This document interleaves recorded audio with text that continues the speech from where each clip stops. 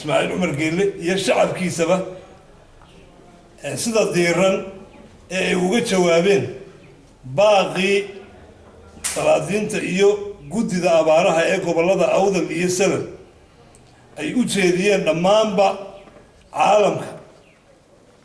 inta jecel inay dadkooga waxtaraan baaqa ay ka jawaabeen ayaanu doonaynaa inaanu halkan mahadnaq uga jeedino annagoo ku hadlana magacii salaadiinta iyo guddiga abaaraha ee gobollada awdal iyo salal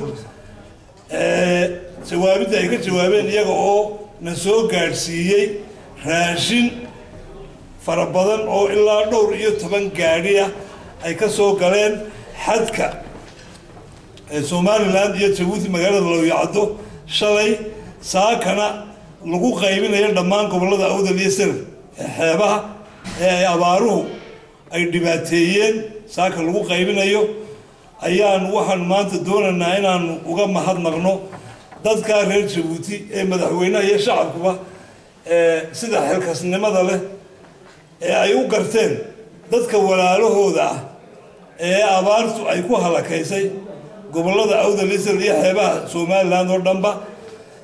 in ay u damqadaan oo ay u soo gurmadaan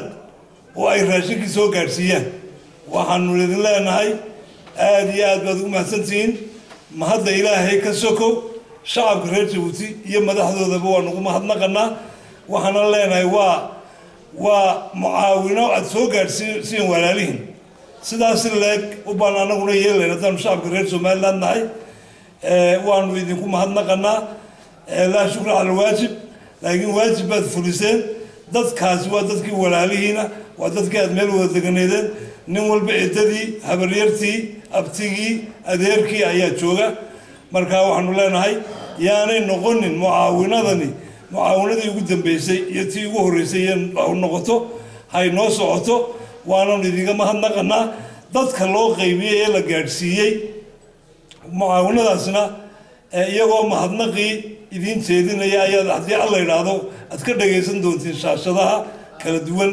ee telefishinada Somaliland iyo adduunkaba waxaanu idin leenahay waanu idin mahadnaqanaa mar labaad iyo mar saddexaadba haddaanu nahay shacabkii ku dhaqnaa gobollada awdal iyo salal iyo Somaliland waanad mahadsantihiin بسم الله الرحمن الرحيم الحمد لله رب العالمين والسلام على المرسلين waxaanu u qabanaynaa shirkan sidaas suldaanku idin sheegay ujeedadiisu waa mahadnaq aanu runtii aad iyo aad u mahadnaqayno sida sharafta leh ee degdega leh ee uga soo jawaabteen codsigii dhowaanta aanu jeedinay haddaanu nahay cuqaashii gobollada awdal iyo salal oo aan kaga hadlaynay wiigagii hore abaaraha baahsan ee dalkeena ku baahay gaar ahaan xagga xeebta kaasoon u jeedinaynay adduunyada oo dhan iyo gaar ahaan dowladaheena jaarka ah oo ay Djibouti ka kow tahay aad iyo aad baan ugu mahadnaqaynaa sida diiran ee degdega leh oo Djibouti uga soo jawaabtay waxaan gaar ahaan u sii mahadnaqaynaa madaxweynaha jamhuuriyadda Djibouti shacabkiisa dowladdiisa deeqda aadka u ballaaran ee aad soo dirteen aad iyo aad baad ugu mahadsantihiin abaarahaas iyo dhibaatada taageerina walaalayaal waa mid aad u baahsan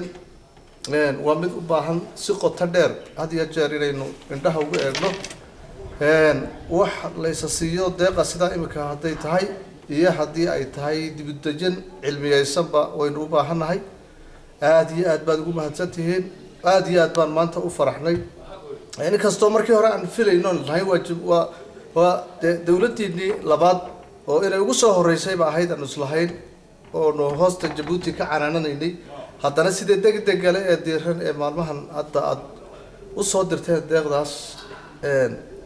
Djiboutina aan ognahay inuu hawshaasi ka socoto weliba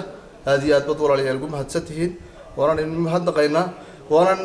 aad iyo aadna waan iska kaashanaynaa farsamada deeqda aad soo dirteen ay dadkii la rabay sida fiican ugu gaari karto aad iyo aad baad u mahadsantihiin wassalaamu calaykum waraxmatullaahi wabarakaatu